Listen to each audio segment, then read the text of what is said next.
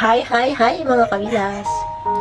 Alam niyo mga kabilas, mayroon ako nakitang post dito sa isang group dito sa Hong Kong mga kabilas. Ito ay kaawa-awa at nakakaalarma ang ganitong klaseng mga sitwasyon sa mga nagtatravel na kasama ng kanilang amo. Ito po siya.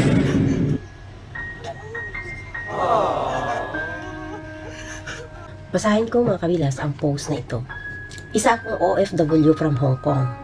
Nagbakasyon kami dito sa Thailand. Alam ko naman na mahirap ang magiging trabaho ko pag nasa bakasyon kami. Kasi hindi lang naman ito ang unang beses na isinasama ako sa bakasyon ng amo ko. Lahat naman ng out of the country trips namin, ini-enjoy ko kasi once in a lifetime experience yun. Kahit pagod, kahit mahirap, kahit na sigaw-sigawan ka lang ng amo mo sa public place, carry lang. At least masasabi ko na nakarating ako sa ganitong bansa. Pero po ito sumobra na. Sa sama at kademonyuhan yung amo ko. Dahil lang sa make-up kit niya na di ko nadala at di niya naman sinabi na dalhin ko. Umabot sa ganito. Kaya doon sa bagong helper ni PYI na hinard taga Isabela ata siya, wag ka nang tumuloy masisira ang buhay mo pati pangarap mo. Pero good things po is nasa pangangalaga na po ako ng Embahada ng Pilipinas dito sa Thailand.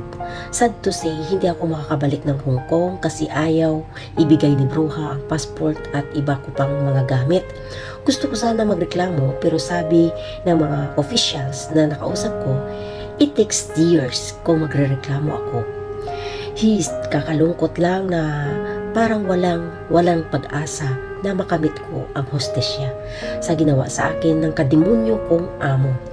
Sa ngayon, waiting ako ng travel documents ko pauwi ng Pilipinas. Apply ulit tayo mga mari, laban lang. Hindi ko man makamit ang hostesya dahil wala akong pera, Diyos na lang ang bahala sa iyo. Ipagdarasal kita na sana di ka patulugin ng konsensya mo. Alam niyo mga kabilas, sa lahat ng helper, OFW na dinadala ng kanilang mga amo sa travel out of country, hindi po madali yun, maganda lang tingnan, pero yun ang pinakamahirap na trabaho para sa amin na mga katulong, na mga helper na dinadala kami ng aming amo sa bakasyon. Lalo-lalo na yung may mga alagang bata, mga kabilas. Mahirap po yun dahil dubli-dubli po ang trabaho kapag nasa labas po kayo. Hindi ibig sabihin na nasa bakasyon kayo, magaan na ang trabaho. Dubli-dubli po ang trabaho doon.